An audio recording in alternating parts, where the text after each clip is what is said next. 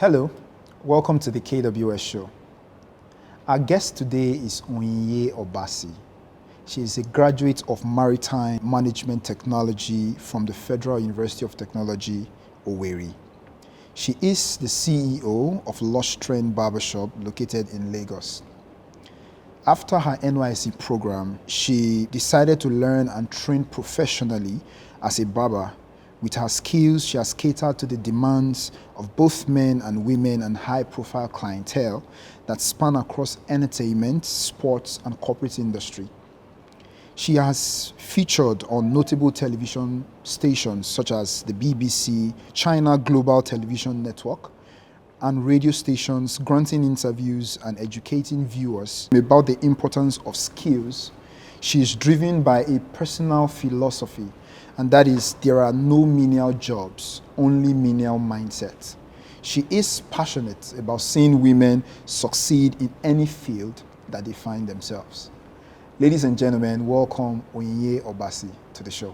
How are you doing, ma'am? Fine, thank welcome you. to the show. I usually shake my guests, but I know we can't shake because of what's happening now, right? Before they come to us, that. True.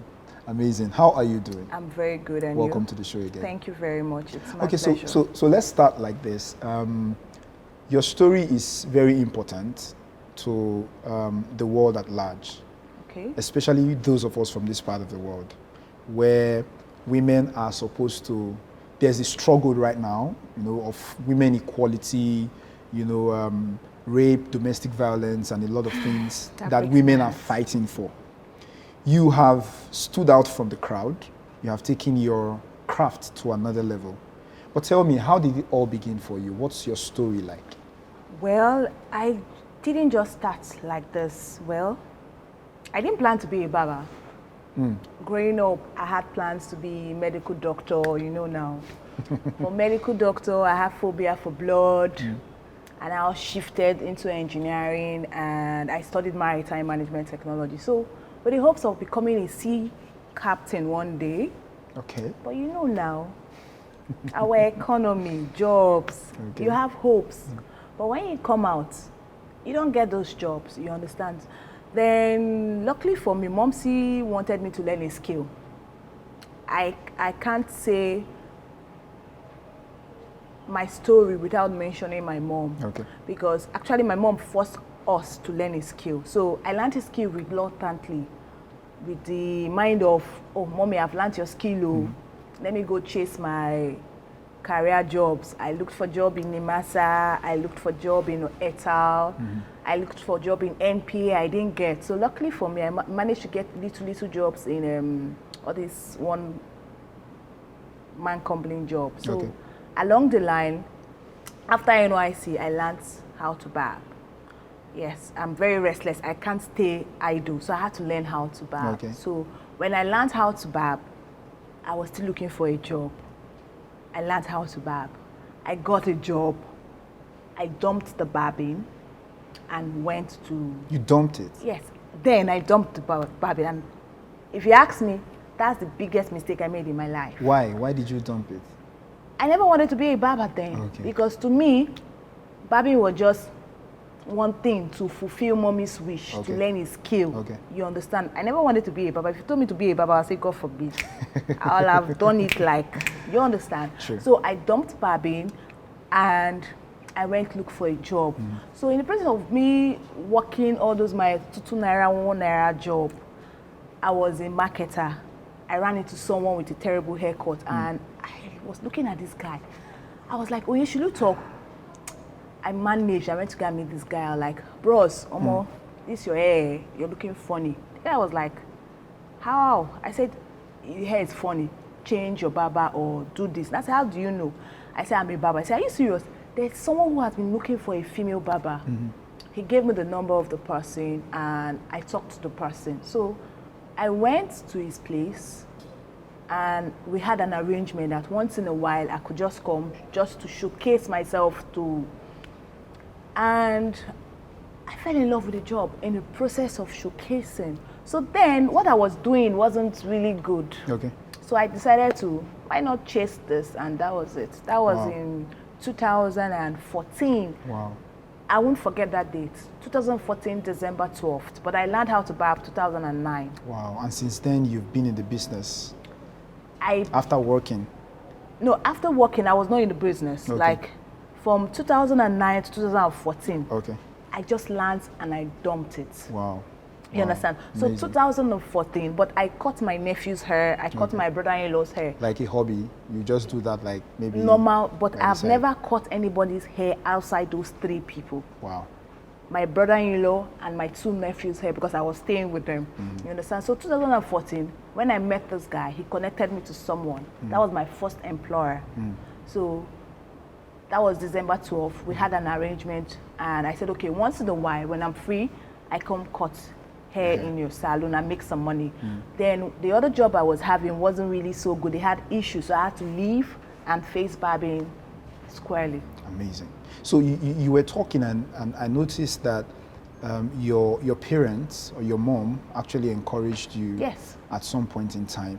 But tell me about the no menial job mindset, because for me, I once met someone way back after my schooling, and then the person said she studied business administration in school. Okay. Then I asked her, what are you doing now? She said, nothing. And I said, nothing? Like, you studied business administration in school. What is business administration supposed to be about? It's not buying and selling. Straight up. So why can't you find something to buy and sell? So tell me about the no menial job mindset. Do you really believe that there are menial jobs? I don't believe in any menial jobs. Okay. Because But why do you think people say these are menial jobs? it's mindset. Okay, how did I get to this menial job? When I became a barber professionally, it wasn't easy. I was ashamed. Trust me, because I've worked in the bank. I've worked in PZ. I used to be a big banker, as in bank babe then. You understand? So I came to work in a salon. And the salon is kind of in an open place, you understand? So all of a sudden, it was as if they blew whistle. Everybody who knew me to be a banker started bumping into me. And trust me, I was lying. Babe, my surname is Nelly, so they know me as Nelly. They say, Nelly, how far? What did they happen? What did they do for you? Trust me, I go form. I'll be like, I'm actually in the neighborhood. I was so ashamed. You understand? But being ashamed affected me because the contract we had was commission based. So it's what you work. Is what you so the earn. more afraid or ashamed you are, I was, the less jobs you so probably when get. I started earning, when I've exhausted my savings from my previous job, and in this particular job I was earning 11K. It's not the person's business. Anything where you work, now they go pay you. Sure. You understand? So I was earning low and I had bills to pay. Then he hits me like, babe, Mama, shame you, shame you. Nobody is feeding you. So that was when that phrase hits me like, there are no menial jobs, only menial mindset. And when that thing hits me, I had a paradigm shift. Wow. That was when I said, babe, anything that will happen, make it happen. Or die. Not die. You understand? So in a business or in an industry where you have a lot of men dominating the industry, you as a woman, have you had any embarrassing moments or any challenges? Severally. Tell me about one or two of them. First of all, it's strange. Okay, where I learned in Ikotu. You know, the level of Ikotu people are different. When I came to practice, it was in Ikeja, another level of people where they form. You know, say now, they form package. So the level of embarrassment was really annoying. There are several times I had to look at myself in the mirror and tell myself, babe, I will send you a message. It's not by self. Tell me about any of those experiences. One was when someone tell me, no, you can't cut my hair. I remember one man, one day, I can't recognize the man. He looked at me with so much disdain. He laughed. I said, when you go barb my hair, now 60 years old. When is no longer in fashion. Yes, I managed to mutter and not cry, because I can cry for Africa. And I looked at the man and I said, by then, I think I need to look at the camera. I'll be so big. You can look at this one. I will be so big, like big, that Amazing. it will be my least person on the protege that is going to attend to him. Wow. Then there are so many insecure women who have low self-esteem, when they come to the barber shop with their bae and boo, they embarrass me like, no, that babe can't cut your hair. You're dating Onyinye. No. Wow. Why? Wow. Why are you saying that Onyinye? Because let me don't lie. Sometimes I can dress like a tomboy. Sometimes I can dress like a lady. True. It all depends on when they run into me. Amazing. You can't tell me how not to dress. The most important thing is You're how I'm good about comfortable yourself. and what my husband likes me to wear. Amazing. You understand? So they bump into me and be like, no. No. So What is your vision? What do you hope to achieve? Because for me, I think being a barber is part of what you're trying to achieve. What in the next 10 years, in the next 7 years, what impact would you want to make in the lives of people? What is your vision? I'm more than just a barber. If it's just been cutting hair won't take me far. Where I want to go is, this is more of liberation mindset. Like my quote is, there are no menial jobs, only menial mindset. The first thing is help young ones change their mindset that whatever thing they want to do, they can achieve it if only they believe and they start. Wow. In future, I hope to collaborate with governments. I hope to collaborate with NGOs, not the ones that will use me to make money, no, because this is passion, to help young ones change their mindset, you understand, and help them. Fine, money is going to come in the long run, but the most important thing is that change, which is the mindset, you understand. And secondly, the fact that a lot of women depend on men. There is nothing wrong a woman becoming very wealthy. Amazing. You understand? So you can achieve what you want to achieve. The most important thing is just start, be consistent, and focus. So for women that are also trying to get into this line of business or other so-called menial jobs from the low mindset people, how can they begin to brand their business, get to that point where they become very successful with their business and their careers? First is the mindset. The question is, where do you see yourself? Where do you see this your brand or your business you're doing? You understand? If you see it as menial, then you're going to think menial and you're going to act menial. And it's going to affect you. But if you see it as men, it's not menial, that packaging, everything is branding. After all, the pekere you buy in a bookie shop, if you buy it in ShopRite, it's different. The price is the different. Price is different. So it's not the same flour, milk, and sugar. So Amazing. what's different? It's packaging and branding. The most important thing is, whatever job you're doing that is seemingly menial, sell value. Value. When you let people see the value in what you do, they will pay for it. I'm a barber, but I'm more than just a barber. If you come to my barber's shop, when you sit on my chair, I don't just cut your hair. I tell you how to manage your hair. I hate bumps. I can't barb your hair if you have bumps. It's my duty to make sure I take care of your hair. Then I tell you your skin type, your hair type, if you have dry scalp, and tell you how to manage your hair. Amazing, amazing. So with the current trend of women not being treated fairly, do you think there are things that can be done to create some sort of equality in the way women are being treated in our society? I believe in equity because everybody has his own importance. Why drag with a man? A man will always be a man. Okay. A woman should always be a woman. So in other words, there are no competition between the sexes. Why compete? Everybody is important. I remember when I was growing up, I always wanted to compete with a man, but it doesn't make sense. Okay. You understand? A man will always be a man. There are some the most important thing is equity. What are your strengths? What are your weaknesses? The woman should be able to complement a man, and a man should be able to complement a woman. So let's don't drag about superiority or any other thing. The most important thing is let's complement each other. Amazing, amazing. So lastly, what are your plans for the future? Definitely you have some projects in the works.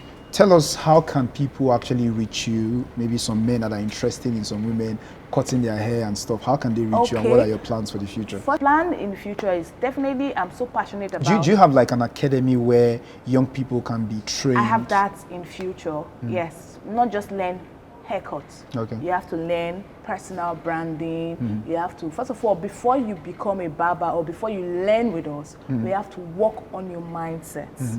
So I have to work on your mindset, your self-confidence, your personal brand. Because being a barber, I've seen and I've had a lot of experience. I've been able to transform people who had low self-esteem, my clients, to become so self-assured of themselves. You understand? So it's more than just a barber. So it's not about carrying clipper. I'm cutting hair. We're actually a therapist. So I see myself as a therapist. Amazing. That's the truth.